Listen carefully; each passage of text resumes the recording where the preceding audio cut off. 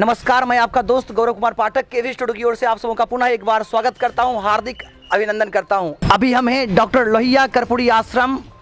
Main road, Nauranga पुल, बेगूसराय में। जी आप देख सकते हैं, हमें अभी कर्पूरी आश्रम बेगूसराय में, और यहाँ पर आप देख सकते हैं प्रतिरोध दिवस के रूप में यहाँ पर मनाया जा रहा है। और जिला आरजेडी के जो जिला के अध्यक्ष है, साथ ही साथ जो भी आरजेडी परिवार बेगूसराय के जो कार्यकर्ता हैं यहाँ पर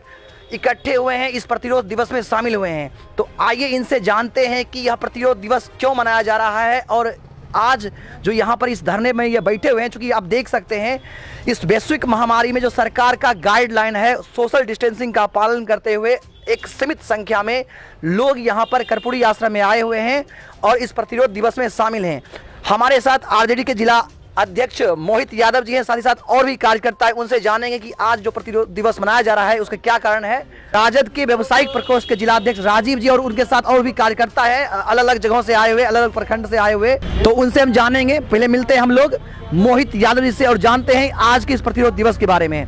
सर्वप्रथम मोहित यादव जी, हम अपने स्टूडियो की ओर से आपका स्वागत करते हैं। और आज जो इस प्रतिरोध दिवस में आप यहाँ इकट्ठे हुए हैं, हम आपसे जानना चाहेंगे किस तरह का आज यहाँ पर प्रतिरोध दिवस है, क्यों और क्या संदेश आप सरकार तक पहुंचाना चाहते हैं, और इस प्रतिरोध दिवस का उद्देश्य क्या है। बाबा साहब डॉक्टर भीमराव अंबेडकर जी के द्वारा रचित संविधान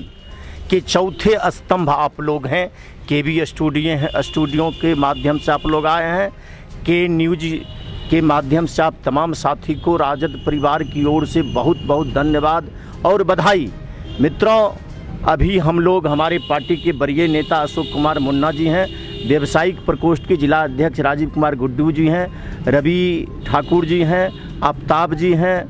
ये तमाम साथी आज 6 महीने से देश के अन्नदाता, देश के भगवान किसान धरना पर बैठे हुए हैं। यह भारत सरकार के द्वारा जो खतरनाक 3 कृषि कानून बिल लाया गया था, ये धरना देते देते लगभग हजारों से ज़्यादा किसान हमारे शहीद हो गए हैं। और हमारे देश के जो शासक, आरएसएस समर्थित देश के प्रधानमंत्री नरेंद्र मोदी जी हैं, उनके कान पर तक जू तक नहीं रेंग रहा है, क्योंकि हमारे देश के जो प्रधानमंत्री आदरणीय नरेंद्र मोदी जी हैं, ये संवैधानिक प्रधानमंत्री तो हैं, लेकिन दुर्भाग्यवश हमारे देश के लोग इस बार धोखा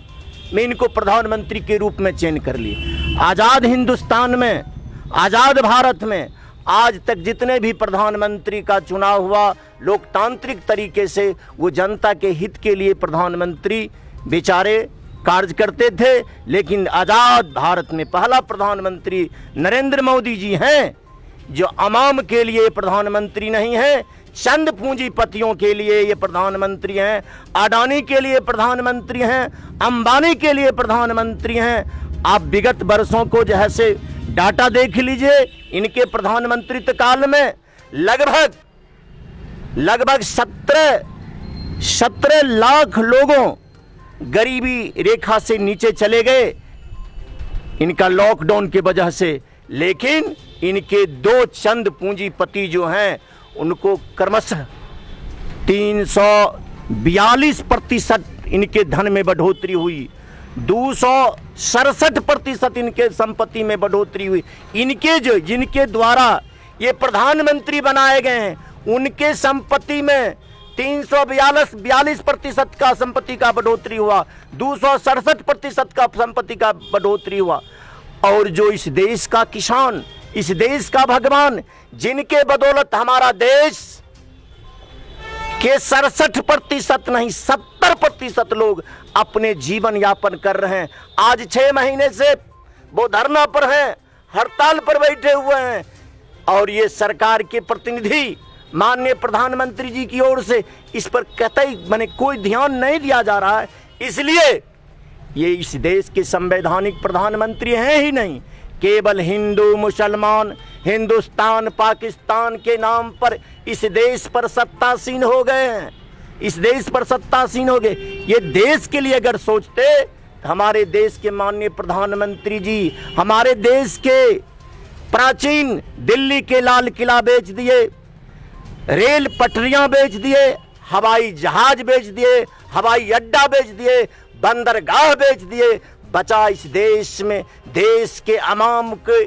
जीने के लिए भूमि, और उस भूमि को भी ये 3 खतरनाक कृषि बिल लाकर इस भूमि को भी पूंजीपतियों के हाथ में देकर इस देश को कंगाल बना देने का प्री प्लानिंग इस देश के प्रधानमंत्री का है। और हम और तमाम विपक्षी पार्टी आदरणीय राष्ट्रीय जनता दल के राष्ट्रीय अध्यक्ष आदरणीय लालू प्रसाद यादव जी के आह्वान पर बिहार विधानसभा के प्रतिपक्ष नेता माननीय तेजस्वी प्रसाद यादव जी के निर्देश के आलोक में और हमारे पार्टी के जो राज्याध्यक्ष हैं माननीय जगदानंद सिंह जी के नेतृत्व में संपूर्ण बिहार में कोरोना महामारी को गाइडलाइन को ध्यान में रखते हुए आज राष्ट्रीय जनता दल परिवार किसानों के समर्थन में संपूर्ण बिहार में काला दिवस के रूप में, प्रतिरोध दिवस के रूप में हम मना रहे हैं। इसी कड़ी में राष्ट्रीय जनता दल बेगूसराय के साथियों के द्वारा बेगूसराय के सभी प्रखंड मुख्यालय से लेकर पंचायत स्तर तक और जिला में जो हमारे बीच साथी हैं, सारे साथी इस किसान के समर्थन में और ये सरकार के विरोध में आज हम लोग प्रतिरोध दिवस के रूप में काला दिन मना रहे हैं। और इस प्रतिरोध दिवस के अवसर पर मौके पर मैं माननीय इस देश के प्रधानमंत्री आरएसएस समर्थित जो प्रधानमंत्री नरेंद्र मोदी जी हैं, पूंजीपति के जो पीए हमारे नरेंद्र मोदी जी हैं, उनसे मांग करते हैं नरेंद्र मोदी जी, आप जो किसानों के विरुद्ध इस देश के अवाम के विरुद्ध जो 3 खतरनाक कृषि बिल आप लाए हैं, आप वापस लीजिए। अब इस देश का किसान, इस देश का नौजवान, इस देश का अवाम जग चुका है, जिसका जीता जागता उदाहरण है माननीय प्रधानमंत्री जी। आपको बंगाल की जनता ने धूल चटाने का काम किया है और आने वाले दिन में माननीय प्रधानमंत्री जी जिस तरह से आप इस देश के नौजवान, इस देश को किसान, इस देश के अवाम के साथ आप मजाक कर रहे हैं, आप अपने मर्जी से अगर नहीं उतरना पसंद करेंगे और 3 खतरनाक कृषि बिल आप वापस नहीं लीजिएगा तो संपूर्ण देश की जनता आपको खींचकर इस गद्दी से उतार देने का काम करेगा। आज के इस प्रतिरोध दिवस का क्या उद्देश्य है और आप सरकार तक कौन सी बातें पहुंचाना चाहते हैं? सबसे पहले लोकतंत्र में के चौथे स्तंभ हमारे मीडिया कर्मी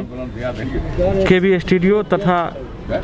न्यूज के तरफ से मैं उनको हार्दिक अभिनंदन करती हूं, बधाई देता हूं। लगभग किसानों के द्वारा जो आंदोलन किया जा रहा है, सरकार उस आंदोलन को थोड़ा जू भी उस पर नहीं रेंग रही है। लगातार 6 महीना से लगभग 300 से भी ज़्यादा किसानों की मृत्यु हो गई। उसके बाद भी संसद में उनके द्वारा किसी भी तरह का शोक नहीं मनाया गया और आज हमारे प्रधानमंत्री जी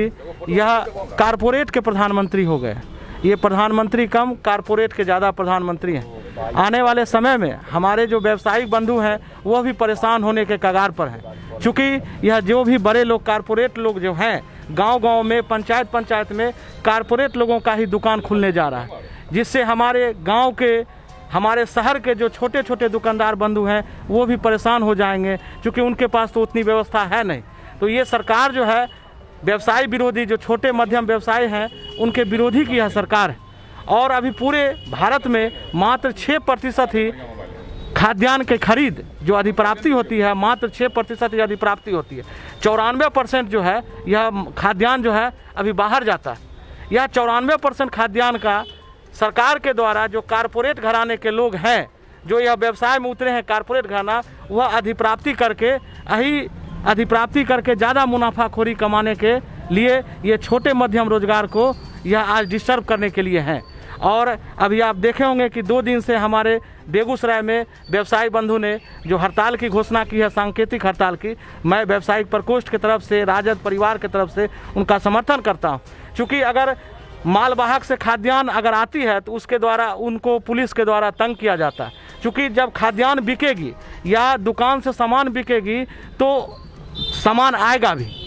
अब सामान जब आती है पिकअप से या मालवाहक गाड़ी से तो उसको पुलिस के द्वारा तंग किया जाता है। तो मैं उसका विरोध करता हूँ तथा साथ में आप देखते होंगे कि कभी टाइगर पुलिस के द्वारा कभी उसको मारा जाता है, कभी उसको मारा जाता है, आए दिन आप न्यूज़ में भी देखते हैं। तो मैं यह सारे चीज़ का विरोध करता हूँ और लगातार यह व्यवसायी के जो ये कल परसों भी आप देखे होंगे कि एक स्वर्ण व्यवसायी के साथ जो घटना हुई है, तो उस घटना का भी मैं विरोध करता हूँ तथा प्रशासन से मांग करता हूं कि जल्द से जल्द अपराधी को गिरफ्तार किया जाए। धन्यवाद।